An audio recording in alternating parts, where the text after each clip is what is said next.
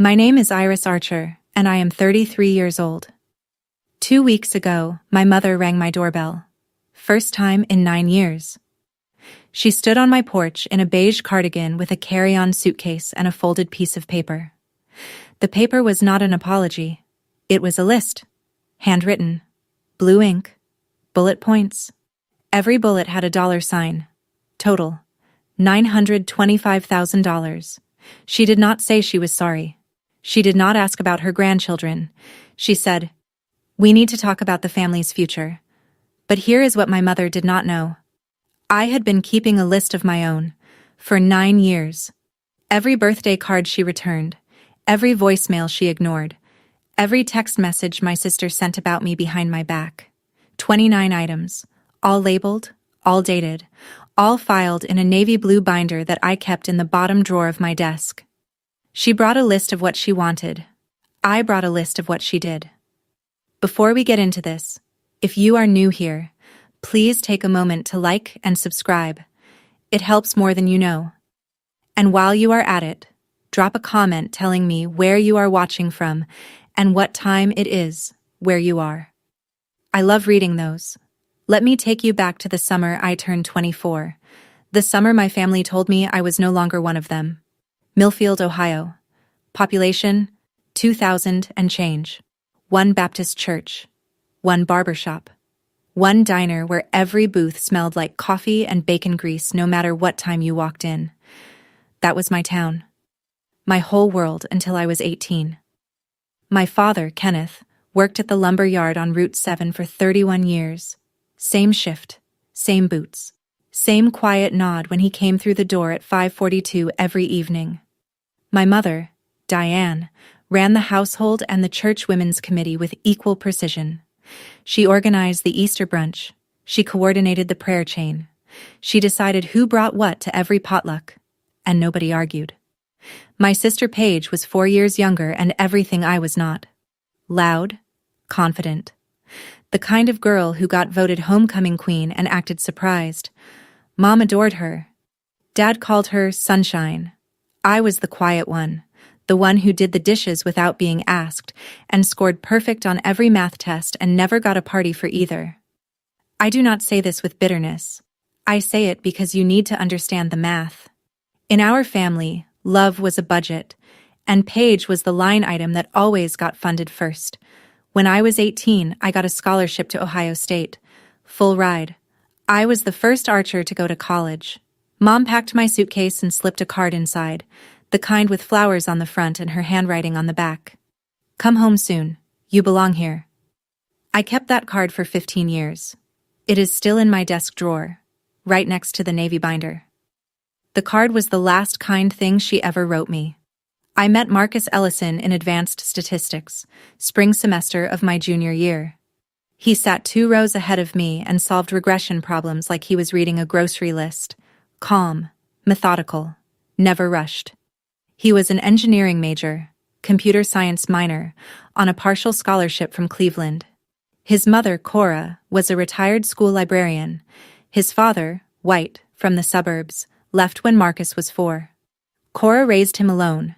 She worked 2 jobs until Marcus turned 16, and then she worked 1 job and volunteered at 3. Marcus was biracial.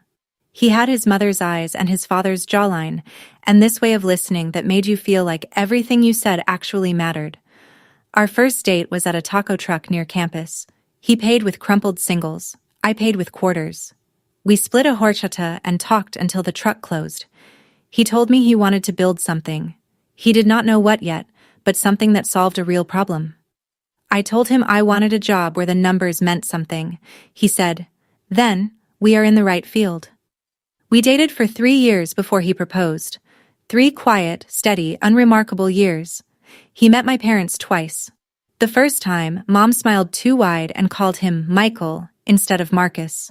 The second time, she called him Marcus, but did not look at him when she said it. Both times, Dad shook his hand and said almost nothing. I told myself it was nerves, small-town people. They just needed time. Paige was the honest one. At Thanksgiving, she leaned over and whispered, "He is nice, but Mom is never going to be okay with this. You know that, right?" I did not know that. Not yet. Marcus proposed on a Tuesday. No ring at first, just a conversation at our kitchen table in our tiny apartment near campus. He said, "I want to spend my life with you.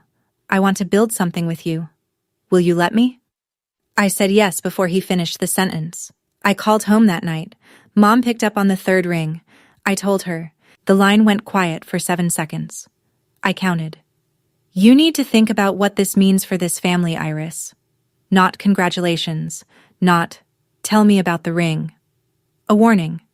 Dad got on the extension. He cleared his throat twice and said nothing. 2 days later, Paige texted, "Mom has been crying since you called. Are you happy now?" I was, actually, for the first time in years. But I did not reply that. 2 weeks after the call, a letter arrived. Not an email. Not a text. A letter. Handwritten. Diane Archer's cursive on cream-colored stationery. She wrote 4 paragraphs. The last one said, "If you go through with this, you are choosing him over your family. We cannot support this. We will not attend. And if you walk down that aisle, do not expect to walk back through our door. He is not one of us, Iris. He never will be." That was the line. She drew it in blue ink on cream stationery, and she expected me to stand on her side of it. I read the letter 3 times, folded it, put it in a manila folder. I did not know why I kept it. Something in me, the part that files receipts and labels bank statements, told me to hold on to it. I held on.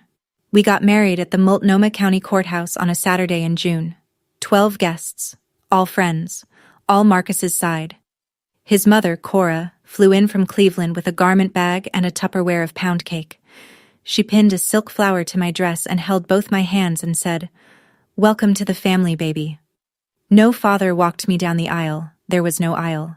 There was a hallway with fluorescent lights, and a judge who pronounced our names wrong, and a reception at a Thai restaurant, where we pushed 4 tables together and Marcus's college roommate gave a toast that made everyone laugh so hard Cora spilled her water.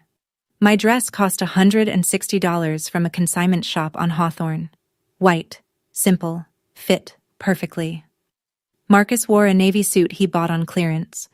We looked like 2 people who had just done the most important thing of our lives on a budget. Because we had. That night, in our apartment, I sat on the edge of the bed and stared at the bouquet, grocery store roses, $6, and my hands shook. Not from doubt, from grief. I had just gotten married, and the 2 people who raised me did not care enough to watch. 1 week later, I mailed a card to Millfield. Inside, our wedding photo, Marcus and me on the courthouse steps, grinning. I wrote, "We are happy. I hope you can be happy for us someday." The card came back 11 days later, stamped in red, returned to sender. I stared at that stamp for a long time, then I opened the manila folder, put the card inside, wrote in red pen, "Item 2, wedding photo, returned." That was the beginning of the binder. Year 1 was the hardest. I called Mom 4 times, voicemail every time. I left messages, short, careful, the kind where you choose every word because you know it might be the last one she ever listens to. "Hi, Mom. Just calling to say hi. We are doing well. Marcus got a job at a software company downtown. I am studying for the CPA exam. I miss you. Call me back whenever you are ready." She never called back. I sent a card for her birthday, a card for Dad's birthday, a card for Christmas. All 3 came back with the same red stamp. Dad sent 1 text. February. 4 words. "Your mother needs time." That was it. No follow-up, no second text. The 4 words sat in my phone like a voicemail I could not delete. Paige posted a family photo on Facebook that spring. Mom, Dad, Paige, Paige's boyfriend at the time. All smiling. Captioned, "Sunday dinner with my people." I was not in the photo. I had never been invited. I printed the screenshot. Not to torture myself. I printed it because I had started doing something I could not explain. Filing things. Every returned card, every unanswered call log, every piece of evidence that my family had decided I no longer existed. I put them in the manila folder, and by March, the folder was thick enough that I transferred everything into a binder. Navy blue, 3-ring, tabs. He is not one of us. Her voice played in my head at strange moments. In the grocery store, at the dentist, at 2 a.m. when Marcus was asleep, and the apartment was dark. I wanted the words to stop hurting. They did not stop. But they got quieter. The binder got thicker. By year 2, Marcus quit his job. Not recklessly. He had a plan. For 6 months, he had been building a prototype on nights and weekends, a compliance platform for small businesses, the kind of software that made SEC filings and financial audits less painful for companies that could not afford a legal team. He knew compliance. I knew finance. Between the two of us, we understood the exact problem nobody else wanted to solve: making regulatory paperwork manageable for companies with fewer than 50 employees. He set up a desk in our garage, 2 monitors, a space heater, and a whiteboard he bought at Goodwill for $12. I came home from my analyst job every evening, heated up leftover soup, and sat next to him reviewing financial models until midnight. I built the pricing structure. I wrote the compliance checklists. I tested every module against real SEC guidelines. Marcus built the engine. I built the dashboard. Neither of us slept enough. Compliance Core launched 7 months later with 4 customers and a free trial that crashed twice on the first day. That year, I also did something else. I upgraded the binder. The manila folder was overflowing. Returned cards, voicemail transcripts, 1 Facebook screenshot, and the original ultimatum letter on cream stationery. I bought a proper binder. Navy blue, 3-ring, dividers for each year. Red pen labels on every item. Tab 1, Year 1, 7 items.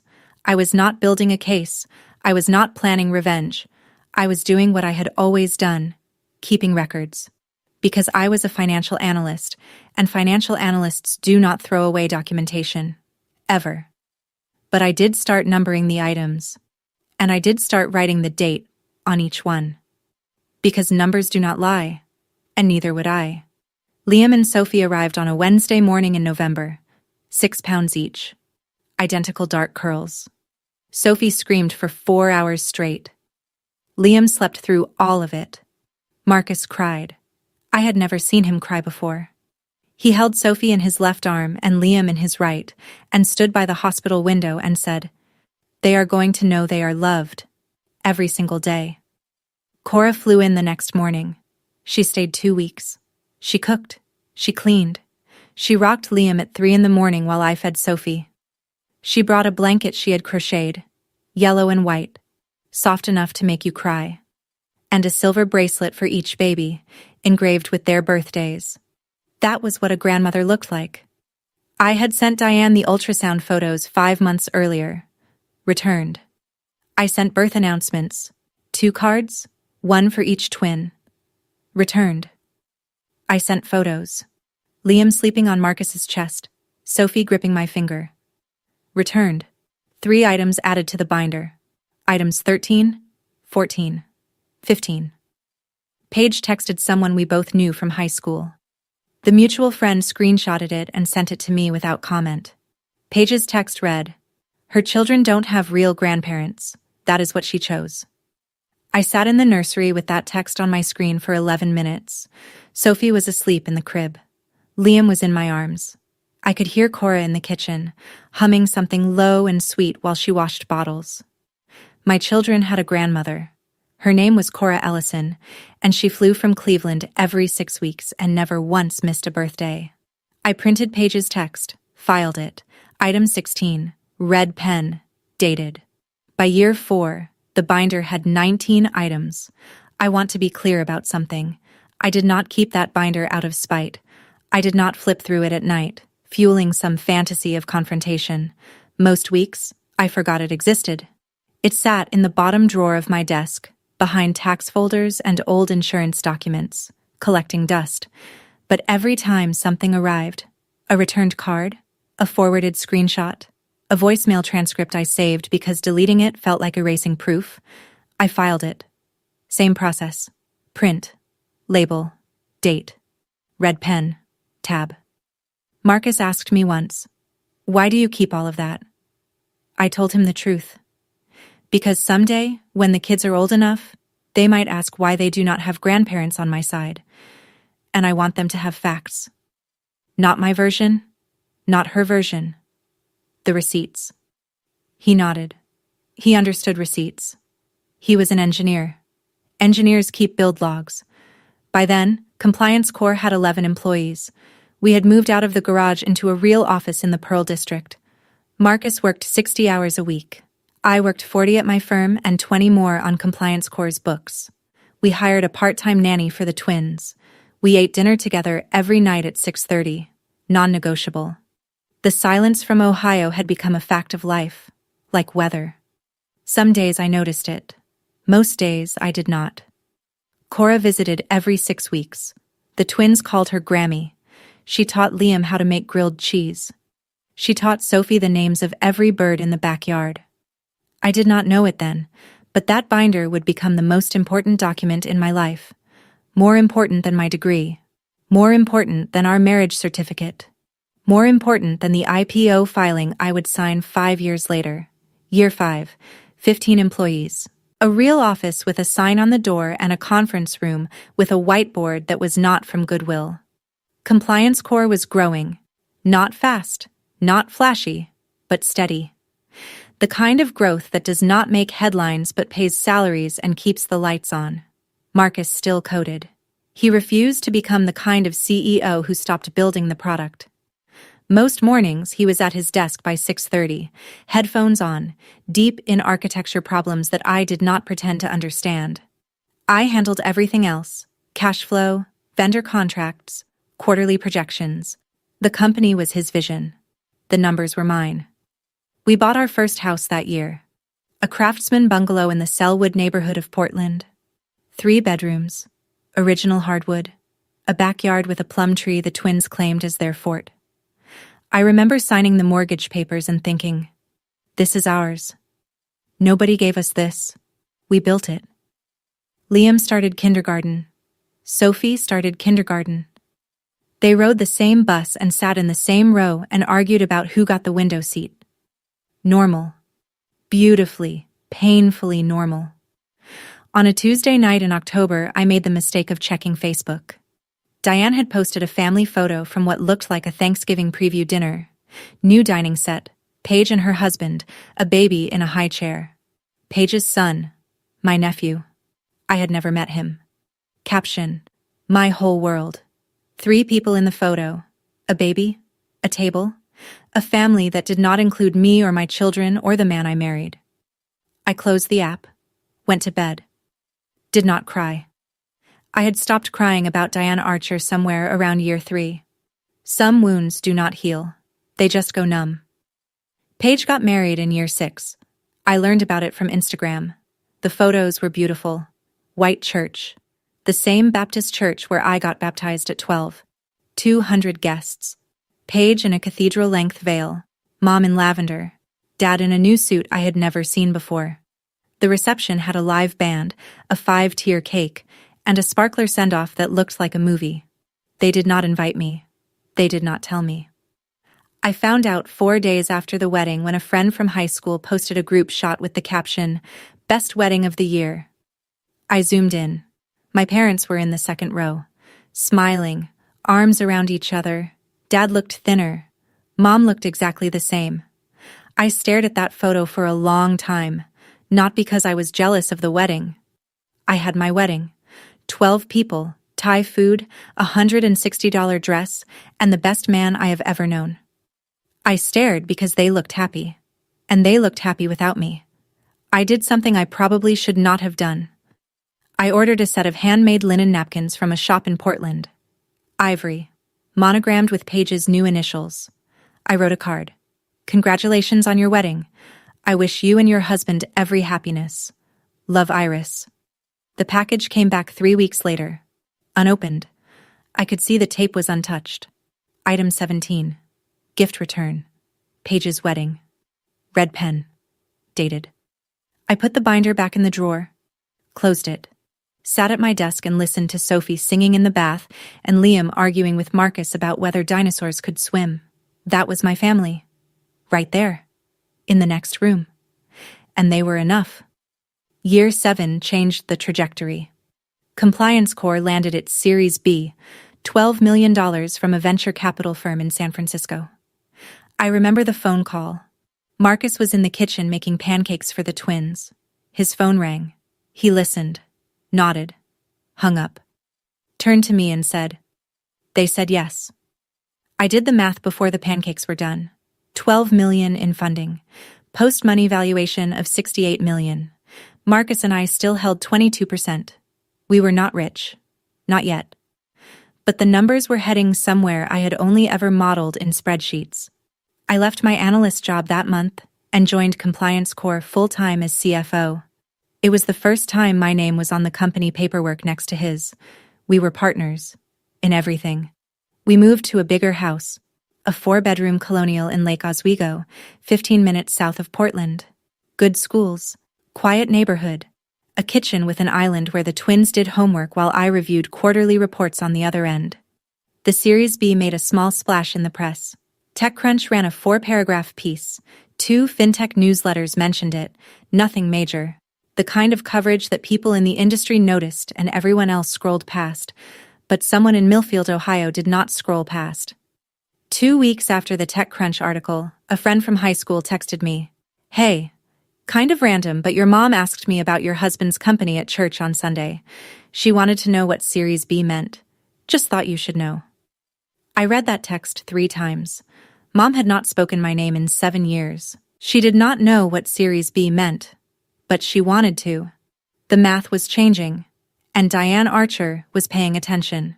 That same year, I sent what I knew would be my last birthday card. I had sent one every year. 7 straight years, 7 returned. Each one filed, each one labeled. But this time, I tucked something extra inside. A photo of Liam and Sophie at their school's fall festival. Matching flannels. Face paint. Liam was missing his 2 front teeth. Sophie was grinning so wide her eyes were almost shut. On the back of the photo, I wrote, "They ask about you sometimes. I tell them you live far away." I sealed the envelope, mailed it, expected the usual. Red stamp, 11 days, back in the mailbox. It came back in 9 days. But something was different. The envelope had been opened. The flap was creased, the glue resealed with a strip of clear tape. I held it up to the light. The card was inside. The photo was inside. But someone had taken them out, looked at them, and put them back. Carefully. Deliberately. Then sent it back. I sat at the kitchen table and turned that envelope over in my hands for a long time. Someone in that house, Dad, I was almost certain, had opened the card, had looked at his grandchildren's faces, had held the photo, and then someone else, Mom, I was certain, had made him put it back and return it. He wanted to keep it. She would not let him. Item 23. Birthday card. Opened and resealed. Photo viewed. Still returned. I wrote the label with a steadier hand than I expected. Because I had suspected for years that Dad was not the architect of this silence. He was the enforcer. Mom was the architect. And the blueprint was simple. If she could not control who I loved, she would erase me from the family entirely. Year 8. Compliance Corps was growing faster than either of us expected. 80 employees, offices in Portland and Austin, a partnership with 2 of the largest accounting firms in the Pacific Northwest. Marcus was on the cover of a regional business magazine, small print run, local distribution, but his face was on a glossy cover with the headline, "The Quiet Disruptor." I noticed strange activity on my LinkedIn that month. Someone from Millfield, Ohio had viewed my profile 3 times in 1 week. No name visible, a private browser or a burner account. But the location was right there. Millfield, Ohio. Then Forbes ran its annual Companies to Watch list. Compliance Corps made it. Number 47 out of 50.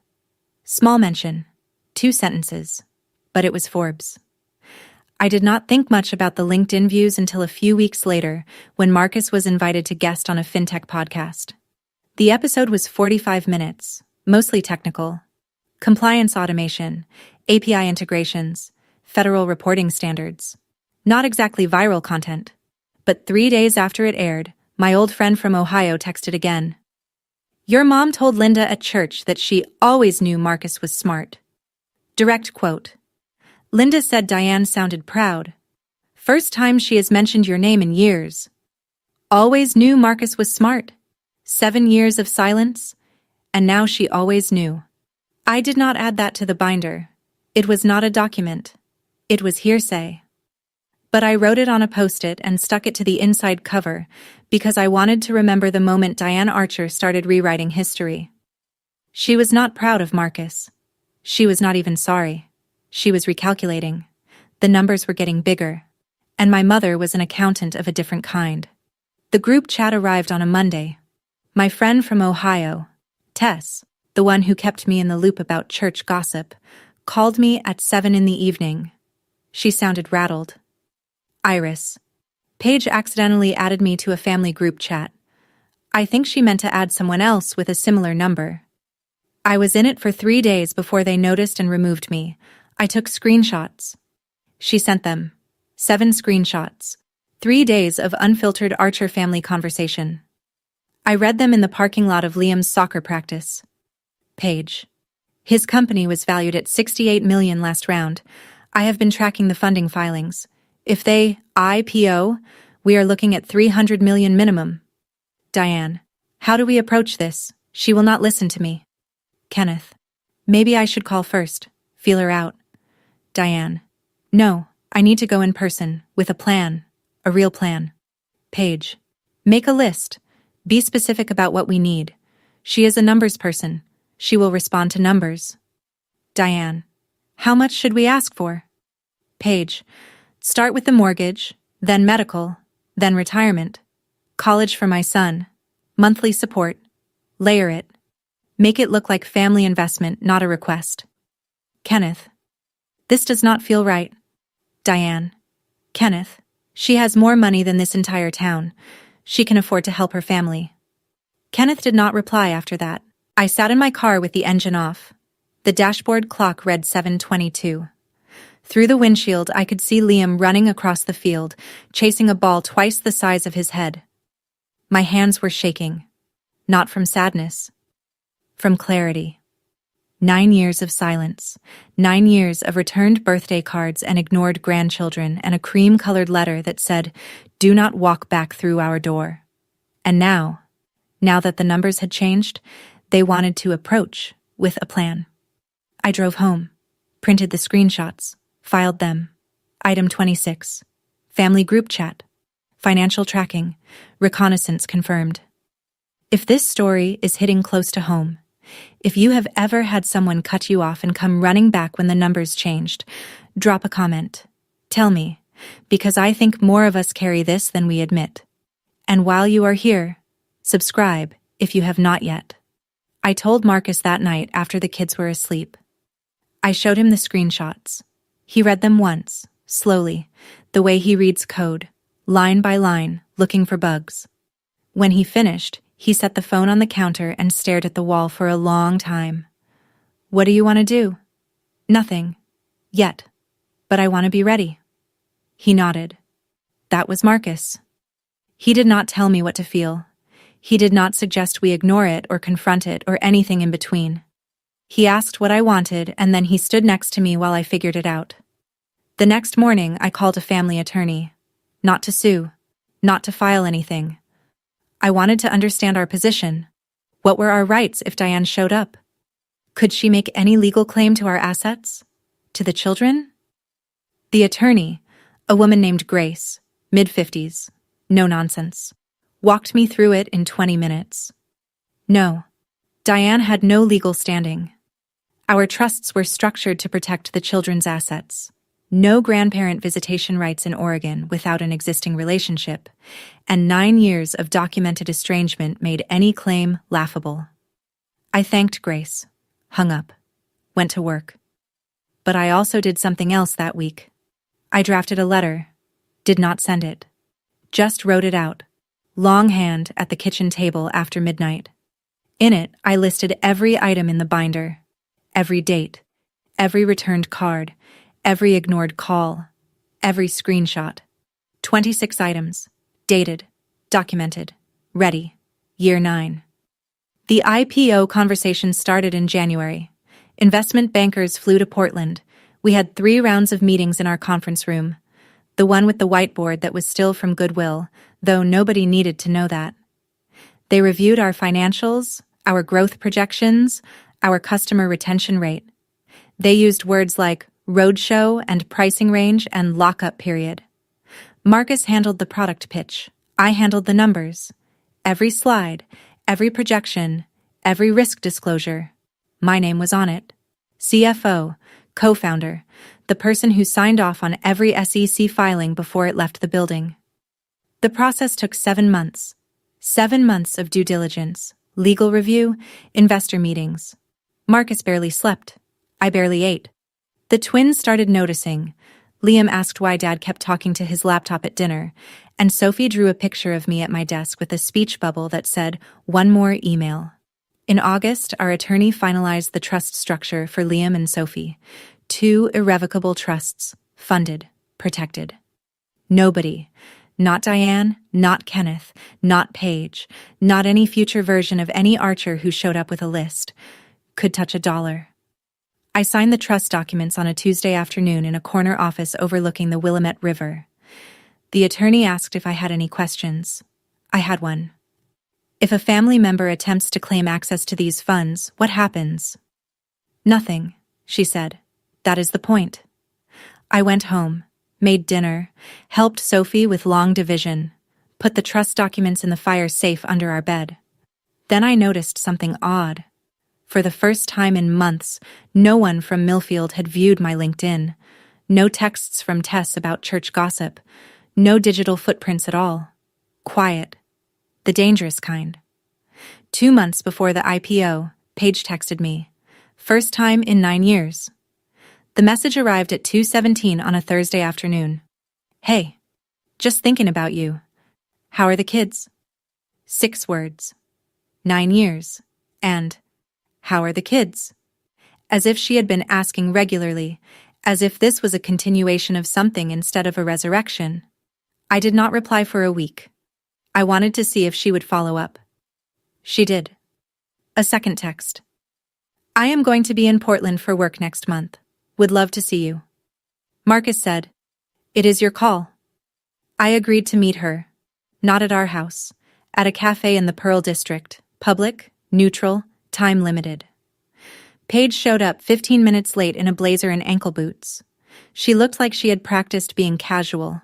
She hugged me too long. She said, "You look amazing," 3 times in the first 10 minutes. Then she started asking questions. How big was our house? Did the kids go to private school? What neighborhood did we live in? Was Marcus still running the company or had he stepped back? How many employees now? Had they raised more money recently? 32 questions. I counted. None of them were, "I am sorry." Halfway through our lattes, I noticed something in the reflection of the cafe window. Paige had her phone angled toward the parking lot. She was photographing my car, a white Tesla Model Y that Marcus bought me for my birthday. She was scouting, cataloging, building a report. I let her finish her latte. I answered her questions. Vaguely, politely, the way you answer a bank teller's small talk. When we hugged goodbye, she held on too long again. She ordered a latte and asked 32 questions. I counted. The only question she did not ask was the only one that mattered. After the cafe, I drove straight home and opened the binder. Item 28. Page reconnaissance visit. Date, red pen, notes, 32 questions documented. Photographed vehicle, no apology offered, no mention of past estrangement. Then I called Grace, the family attorney, for the second time. They are coming, I told her. My mother. Probably within weeks of the IPO. She will bring demands. Grace asked what kind of demands. I told her about the group chat, the screenshots, Paige's instructions to layer it, and Make it look like family investment. Grace was quiet for a moment. You have documentation? I have a binder. How thorough? 28 items. Dated. Sourced. 9 years. Another pause. Iris, you do not need me for this. You need me for the legal structure, the trusts, the estate separation. That is already done. What you are describing is not a legal confrontation. It is a personal one. And for that, you just need to decide what you are willing to say. She was right. This was not about lawyers. This was about a woman who showed up at my door because the numbers changed, and whether I was going to let her rewrite 9 years of silence into a story about a misunderstanding. I sat at my desk that night and pulled out the letter I had drafted months ago, the one listing every item in the binder. I read it. Then I put it back in the drawer. I did not need a letter. I had the binder itself. 28 items. 9 years. Every returned card. Every ignored voicemail. Every screenshot. Every piece of evidence that my family had erased me. Not because I did something wrong, but because I loved someone they refused to accept. The binder would speak for itself. Compliance Corps went public on a Wednesday in October. Marcus and I stood on the floor of the NASDAQ in New York, him in a charcoal suit, me in a navy blazer, and watched the stock open at $18 a share. By noon, it hit 20. By close, 22. Market cap, $440 million. Marcus and I held 10%. Net worth on paper, $44 million. $44 million. I did not know what to do with that number. It did not feel real. It felt like a spreadsheet cell that someone had typed wrong. Too many zeros. Check the formula. But the zeros were right. I had checked the formula. That was literally my job.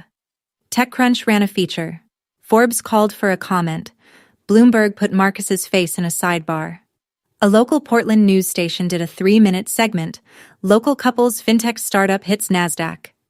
They showed our company photo, 2 founders, side by side, equal.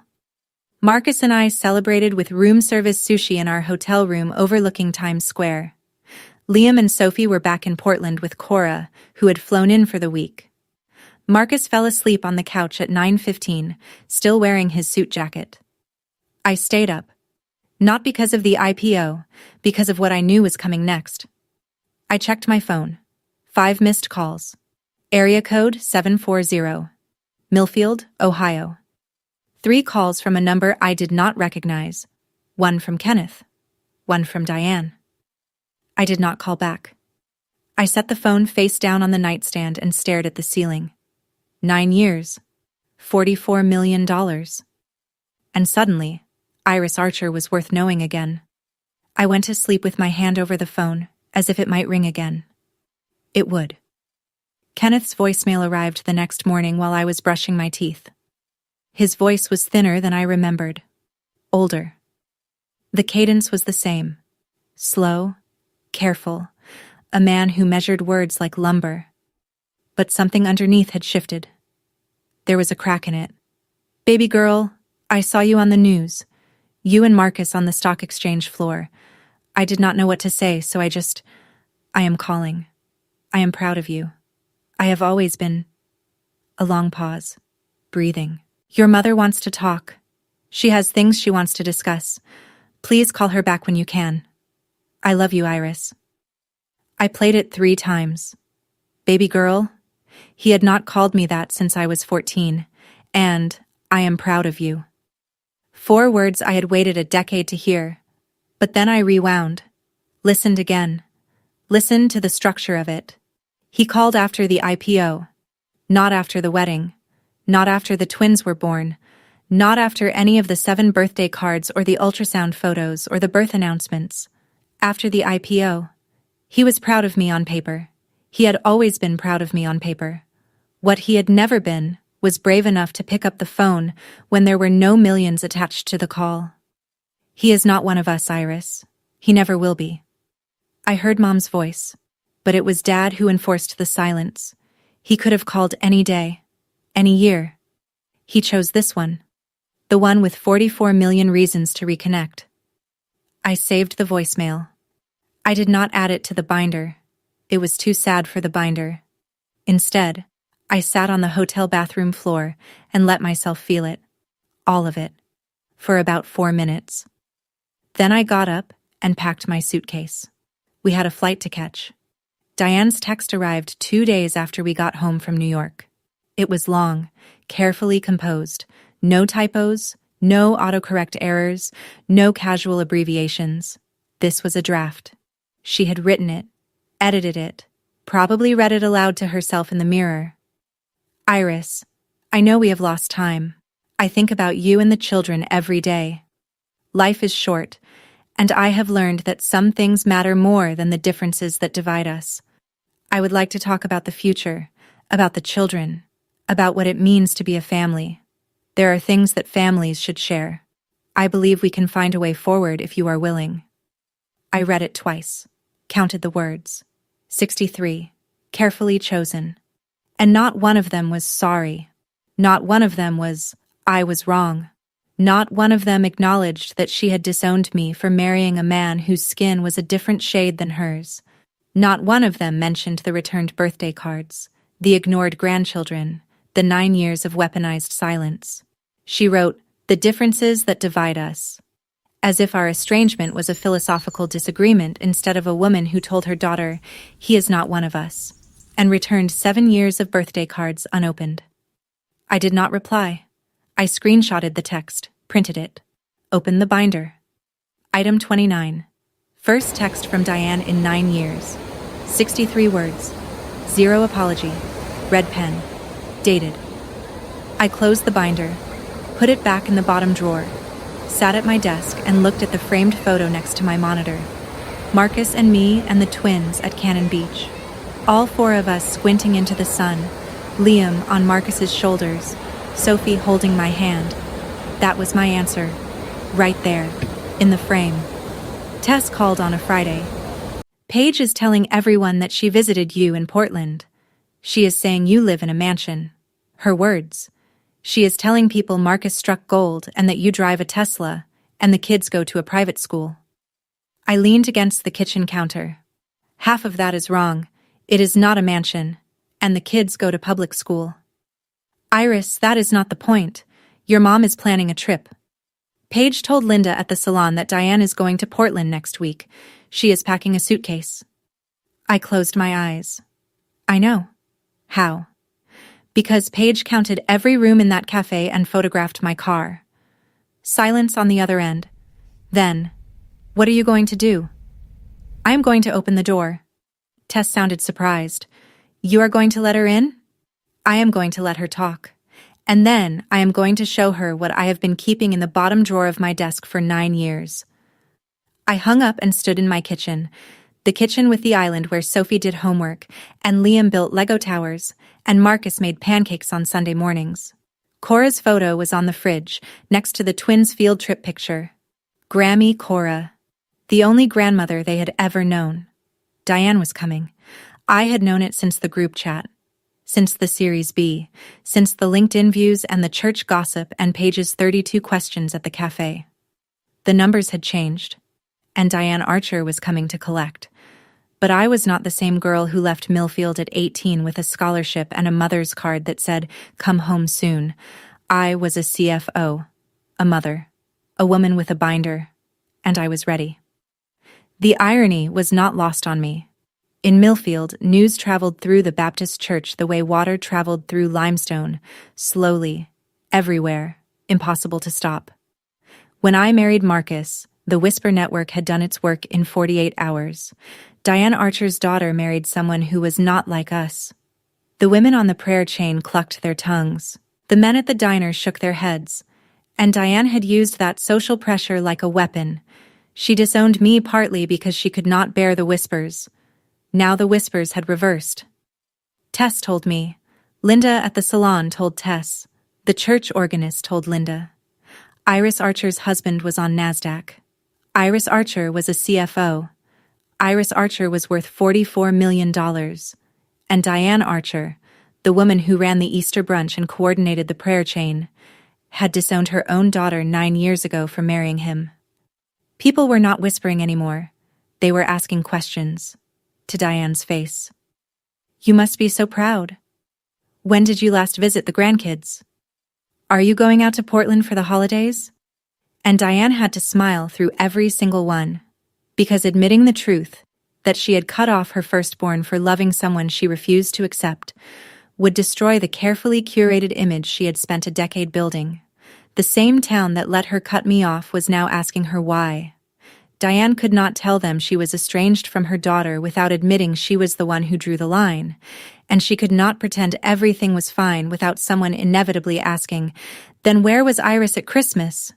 The pressure was flipping, and Diane Archer, the woman who wielded social pressure like a scalpel, was now the one being cut.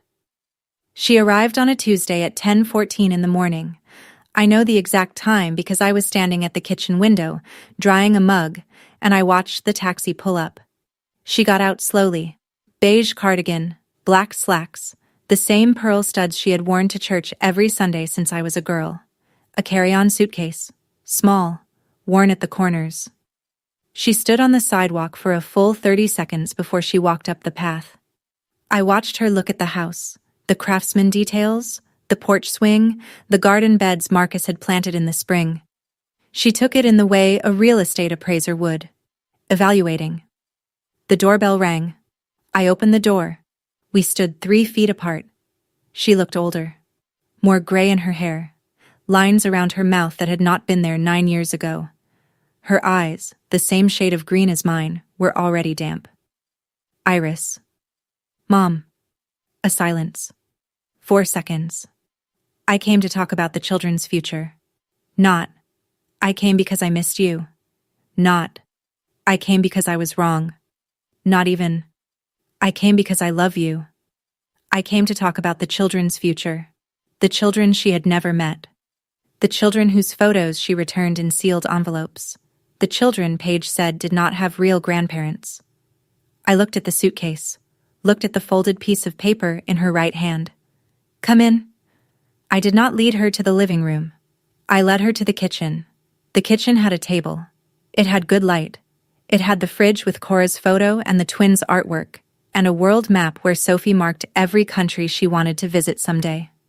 The kitchen was where truth lived in this house, and truth was what we were about to have. She sat at the table. I poured 2 glasses of water. No coffee. Coffee was for people who were staying. She looked around the kitchen. Her eyes landed on the fridge, on Cora's photo, Grammy Cora holding Liam and Sophie on her lap at the beach, all 3 of them laughing. Diane stared at it for 5 seconds. Something crossed her face. I could not tell if it was guilt or jealousy. Then she unfolded the paper. Her handwriting, blue ink, 5 bullet points, each one neat, deliberate, the product of what must have been hours of calculation. She read them aloud. Retirement fund for your father and me, $500,000. I said nothing. College fund for Paige's son, Thomas, $200,000. Nothing. Medical expenses, your father's knee surgery, $45,000. Nothing. Mortgage payoff, the family home, $180,000. Nothing. Monthly support, $3,000. She folded the paper, placed it on the table between us, looked at me. This is what families do, Iris. Your father worked his whole life. He sacrificed for you, for both of you. It is time to give back. I stared at the list. $925,000. Itemized, calculated, presented like an invoice. Not once during the reading did she mention my name with the word sorry. Not once did she acknowledge that she was sitting in a house she had never visited, asking for money from grandchildren she had never held. Her children don't have real grandparents. That is what she chose. Paige's words, echoing. I picked up the list, read each line one more time, folded it, set it down. Then I stood up and walked to my office. The bottom drawer was exactly where I left it. Bottom drawer, under the tax folders, behind the old insurance documents. I pulled out the binder. Navy blue, 3-ring, heavy, the kind of weight that comes from 9 years of documentation. I carried it back to the kitchen, set it on the table, right next to the folded list of demands. 2 documents. Hers. 1 page, 5 bullets, $925,000. Mine. 29 items, 9 years, 0 apologies received. Diane looked at the binder. What is that?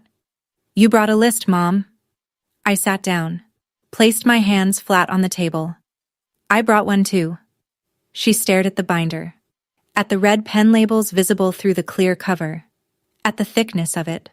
Almost 3 inches of tabs and documents and printed screenshots and returned birthday cards in their original envelopes. I do not understand. You will. I opened the binder to tab 1, year 1, and I started reading. I did not raise my voice. I did not cry. I did not perform. I read the way I read quarterly reports to the board, factual, organized, item by item, 9 years of receipts, documented, dated, every returned card, every ignored voicemail, every screenshot, every piece of proof that Diane Archer had systematically erased her firstborn daughter from the family, not because I did something wrong, but because I loved someone she refused to accept. The binder was not revenge. It was not a weapon. It was a record. And records do not negotiate. They do not argue. They do not forgive or condemn. They just tell the truth. And I had 9 years of truth to share. Tab 1, year 1. I pulled out the first item. A birthday card in a white envelope. Red stamp across the front. Return to sender. Still sealed. I placed it on the table. Item 1, birthday card. Mailed September 12th, 2017. Returned September 23rd. Diane's eyes widened. I pulled out the second item. Another envelope. Same stamp. Item 2, wedding photo. Mailed June 14th, 2017. Returned June 25th. A third. Item 3, Christmas card. Mailed December 8th, 2017. Returned December 21st. I laid them out one by one, slowly, the way you lay out evidence in an audit. No commentary, no emotion, just documents arranged in chronological order. Diane's mouth opened, then closed. She stared at the growing row of envelopes on the table, white rectangles with red stamps, each one a door I had tried to open and she had slammed shut. These are the birthday cards I sent you, every year, for 9 years. Every single one came back. Iris, I am not finished. I moved to tab 2, year 2. 3 more items. A voicemail transcript. My words. Printed from a transcription app. Stapled to a note with the date and time. An unanswered call log. A Facebook screenshot. Diane's My Whole World post. No Iris, no Marcus, no grandchildren. Item 4. Voicemail to you. January 7th, 2018. Duration, 47 seconds. No callback. Diane pressed her fingers to her lips. Her eyes were wet. Item 5. Text from Dad. February 12th, 2018. 4 words. Your mother needs time. I set the printout on the table. It has been 9 years, Mom. How much more time did you need? The tears came. I expected them.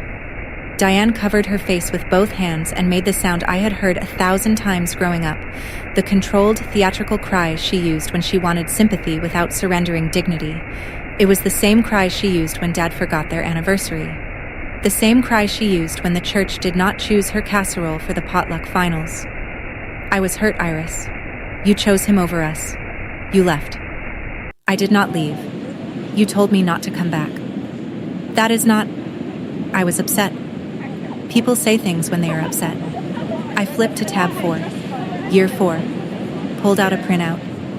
Item 16, text from Paige to a mutual friend, forwarded to me, March 9th, 2021. I read it aloud, slowly. Her children don't have real grandparents. That is what she chose.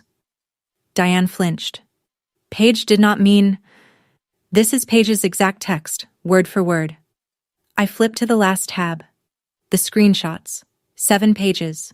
The group chat. Item 26. Family group chat. Screenshots provided by a mutual friend who was accidentally added. October 4th, 2025. I read Paige's message. Make a list. Be specific about what we need. She is a numbers person. She will respond to numbers. Then Diane's. She has more money than this entire town. She can afford to help her family. Diane's face changed. The theatrical tears dried up. Something harder surfaced. Something I recognized. The same expression she wore when Paige broke the good china and blamed it on the dog. Anger. Not guilt. Anger. You had no right to read that. I looked at her. Level. Steady. You had no right to return my children's photos. The kitchen went silent. I reached for one specific item. Tab 5. Year 7. The envelope was slightly different from the others. Same white paper. Same red stamp. But the flap was creased.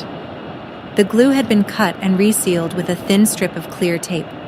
I held it up. Item 23. Birthday card. Year 7. Inside this card was a photo of Liam and Sophie at their school fall festival. On the back, I wrote, "They ask about you sometimes. I tell them you live far away." I set the envelope on the table. This card was opened. Someone looked at their photo, looked at their faces, then sealed it back up and sent it back. Diane's jaw tightened. Who opened it, Mom? Nothing. Dad opened it. He wanted to keep it, and you made him send it back. Diane's hands were flat on the table now. Her eyes were on the envelope, on the tape. She whispered something so quiet I almost missed it. I was afraid. I waited. If I let him keep it, if I let any of it in, I would have had to admit I was wrong, that I lost 9 years for nothing, that I pushed away my grandchildren because I was too proud to. She stopped, swallowed. For 1 second, maybe 2. I saw something real in her face. Not performance, not manipulation, actual fear. The kind that lives under anger for so long it forgets how to come out any other way. Then it was gone. Her chin lifted, her posture stiffened. But you left us, Iris. You made your choice. The moment of honesty evaporated like steam off a coffee cup, gone before I could hold it. I placed Diane's list of demands on the left side of the table. I placed the binder on the right. 2 documents, side by side. Your list. $925,000. 5 bullet points. No apology. I tapped the binder. My list. 29 items. 9 years of silence. 9 years of returned birthday cards and ignored grandchildren and a daughter you erased because she married the wrong man. Diane's nostrils flared. I did not erase. You told the church I abandoned you. You told Paige to tell our friends that my children did not have real grandparents. You tracked my husband's company for months and came to my door with an itemized invoice. I closed the binder. The metal rings clicked shut. You did not come here because you missed me, Mom. You came here because the numbers changed. Diane stood up. The chair scraped against the tile. After everything we did for you growing up, the food, the clothes, the school supplies, this is how you repay us? You raised me. That is not a debt. That is what parents do. We gave you everything. You gave me a card that said, "Come home soon." Then you told me not to come back. She had no answer for that. I could see her searching, scanning through her mental Rolodex of guilt trips and emotional leverage, and finding nothing that fit. You said he was not one of us. But for 9 years, his mother was the only grandmother my children had. The words hung in the kitchen like smoke. She heard them. I watched them land. She had nothing left to say. The garage door rumbled. Marcus walked into the kitchen through the laundry room, keys in one hand, laptop bag over his shoulder. He saw Diane. He saw the binder on the table. He saw me. He did not speak. He set his bag on the counter, walked to where I was sitting, put his hand on my shoulder, sat down next to me. That was it. No words, no confrontation, no dramatic entrance. Just a man sitting next to his wife because she needed him there. Diane looked at Marcus, the man she had refused to accept 9 years ago. He wore a flannel shirt and running shoes and a watch that cost less than her pearl studs. There was nothing flashy about him. Nothing that announced $44 million. He was just a man. A good man. A father. A husband. And he was right here, hand on my shoulder, saying everything without opening his mouth. Diane stared at his hand, at my shoulder, at the space between us that held no tension, no performance, no need for words. She understood.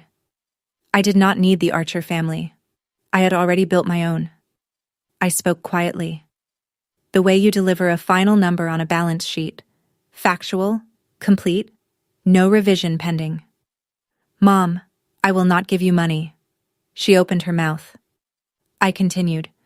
Not because I cannot afford it, because the moment I hand you a check, you will believe you were right to stay away until it was profitable to come back.